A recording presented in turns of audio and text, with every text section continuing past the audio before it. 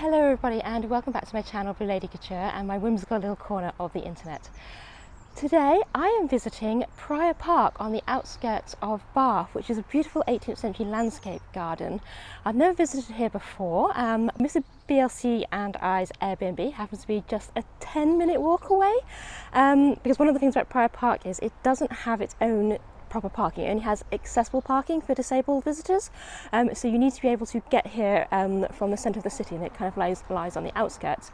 But yeah, it just happens that our Airbnb is just 10 minutes walk away, so we thought we would come along and explore the beautiful gardens here. So Prior Park was built by a local landowner called Ralph Allen, and he's very famous in the Bath area. And he actually started very humble beginnings, and he worked his way up and earned his fortune through being a postmaster and implementing a postal system. And this is obviously long before like Royal Mail and you know, the Victorian postal systems that came in that we're familiar with today. But yeah, he earned his fortune developing a postal system, and then he invested some of that money in one of the local quarries in the area, which is where you get the beautiful golden honey-coloured Bath stone from. And of course, if you've ever seen pictures of Bath or visited Bath, you'll know it's very, very famous for that beautiful golden coloured stone that they use here. And he was basically instrumental in that. He built his gardens and his estate here, a beautiful house and the swooping landscape gardens around it, using this stone as a way to basically demonstrate how beautiful this stone was. So it's kind of like a sample sales pitch, so that his wealthy friends and obviously other people and investors would see how beautiful it was and want to build with it themselves, and of course purchase from him and his quarry. And yeah, and that's essentially what happened, and that is how we get the Bath that we know and love today. Was because of Ralph Allen was one of the influential builders of the city in the 18th century. So we thought we'd come and have a look at his beautiful gardens. They're very famous. There's a beautiful Palladian bridge in the gardens, which is one of only, I think, 4 surviving in the world. 3 are in this country and 1 is in Russia, I believe. The gentleman on the National Trust desk told us at the entrance as we came in. So yes, I'm excited to see that. It's also been used for a lot of film locations as well, because it's an absolutely beautiful spot. There's also beautiful views over the city of Bath, which I'm hoping to see. And then there's the house itself, which is not open to visitors. It is currently a private school, but the beautiful Palladian mansion still stands. So I'm hoping we'll see some pictures of that as well. So yeah, let's go and explore, shall we? Yeah, I can see it is.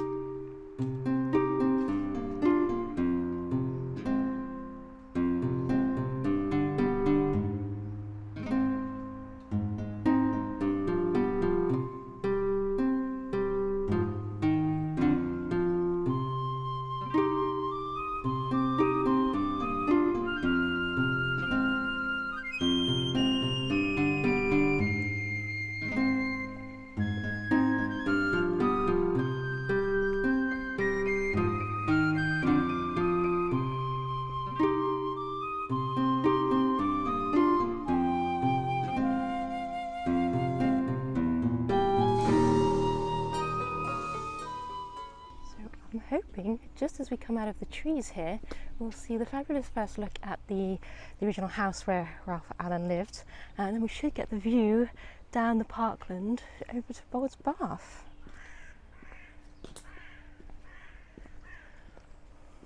Wow, gosh, that's pretty. Oh, it might be backlit against the sun, so I do apologise if you can't see it very well. I mean, talk about plonking your house on top of the hill to make the most of the view and the landscape.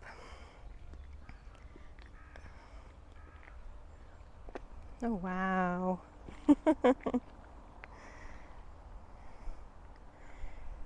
So down there's the very famous Palladian bridge that it gets photographed and used in films, etc. And then beyond is the beautiful city of Bath.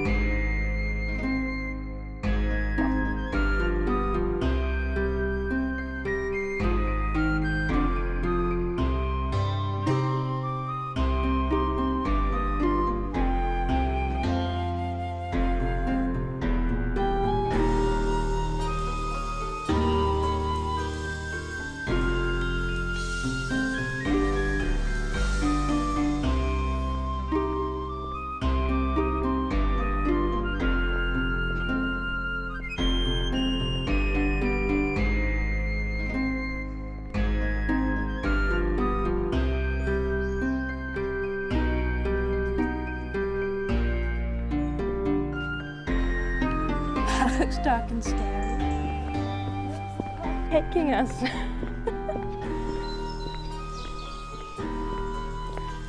Well, the birds are still singing, so it can't be all bad.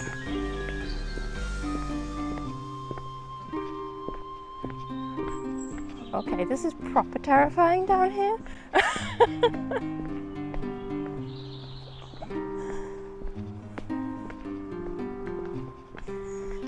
It's a proper spooky tree tunnel.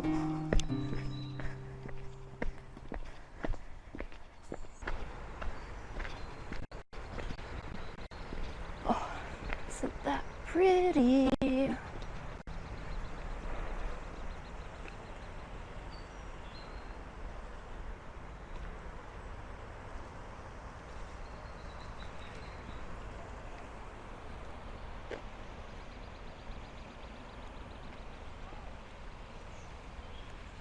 Oh, I love how they have little deck chairs so you can sit and admire the view. I might have to nab one of those in a bit.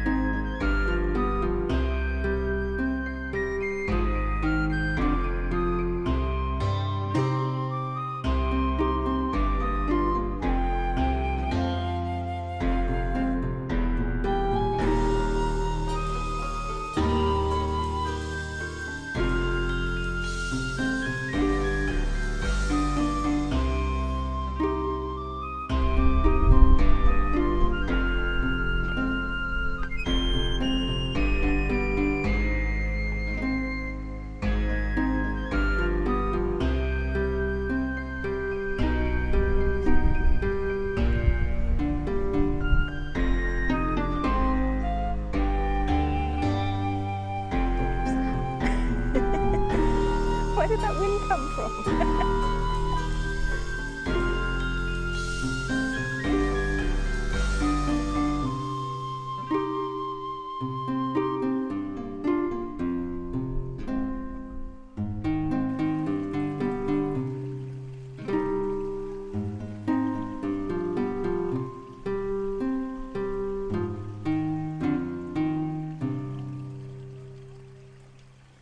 We're just coming to explore the ice house, which is something that you will find on a lot of country estates kind of from the 18th century onwards.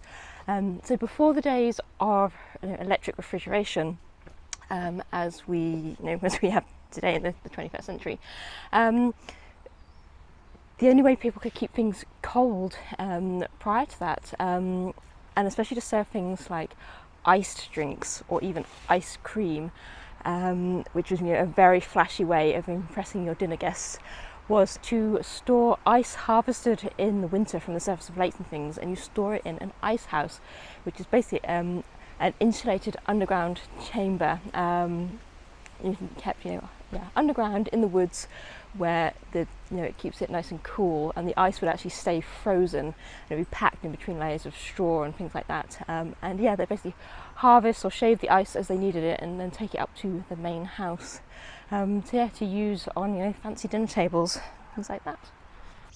So apparently in the 1940s there were some boys who were up at the private school. It was still a school in the 1940s.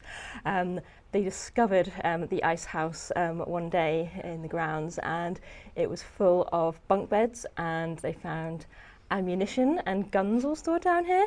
And the boys thought they'd found a Well, the boys thought they found a German hideout, obviously during the war, but it turns out it was actually an auxiliary unit.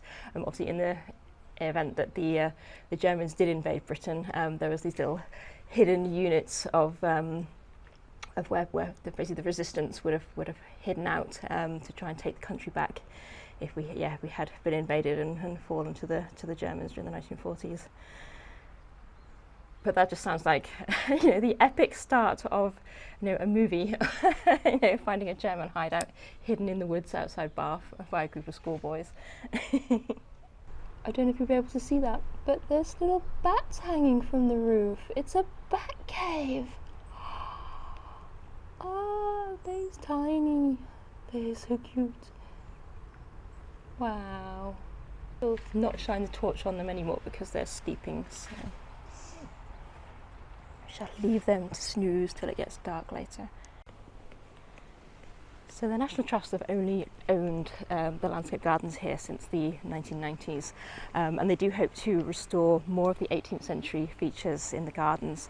You can probably see from some of the footage that there's not a lot left. 18th century landscape gardens had lots of hidden grottos, walkways, waterfalls, all that kind of thing. But yeah, it's obviously a massive job to do that, so I hope they make it because it would be amazing once it's done. You can see they're rebuilding some of the wall down here. And it's really fascinating to see the National Trust doing their work in action when you're visiting a place like this. I'm a big supporter of the National Trust and the work they do.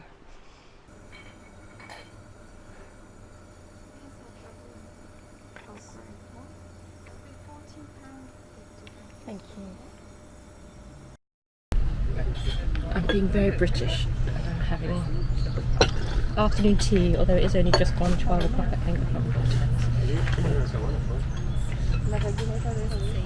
I'm very picky when it comes to my cream teas because I don't like fruit scones. I have to have plain scones, and it's not very often you come across plain scones out and about places. But National Trust here at Prior Park do plain scones, so win. And now we're going to settle the age-old argument of how you do your scone. Is it cream or jam first? That's a good quality scone. I am sharing this with Mr. BLC, but he doesn't want to be on camera eating his scone.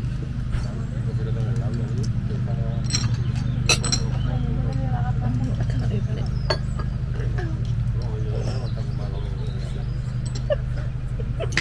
I did it! Yay! Brute force.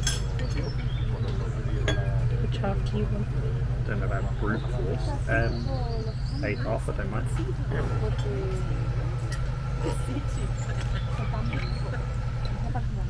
I am a jam first person, as you see. But that's because I don't like lots of jam. Just lost half your subscribers. Well, that's fine, because they're wrong.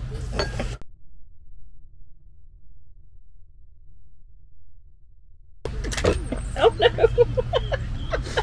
This is a disaster. The only thing wrong with these little pots of cream is there's not enough cream. Yes, I like lashings of cream. I've got to leave half for Mr. BLC. I have grumpy. Don't you zoom that in on me.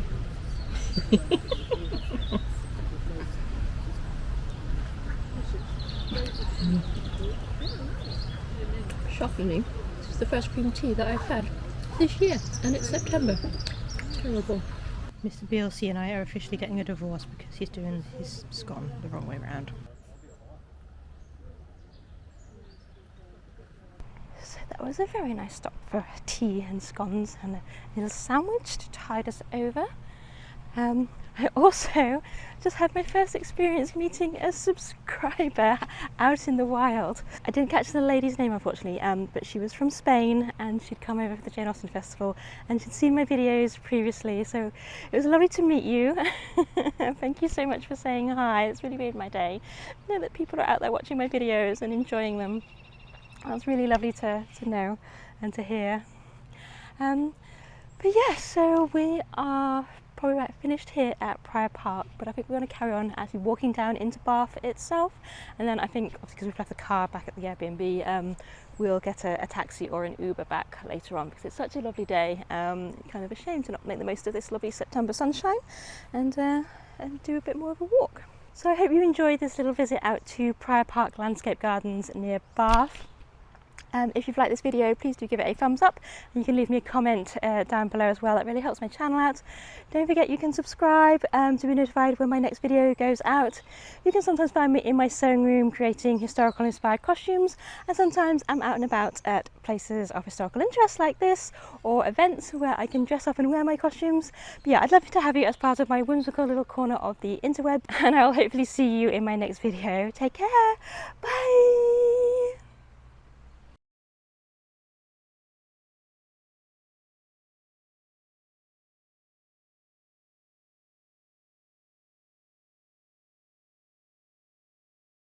Getting thrown off by people walking past. I'm clearly in nervous mode today. So we're just coming to a don't walk up hills and record videos at the same time. And I will hopefully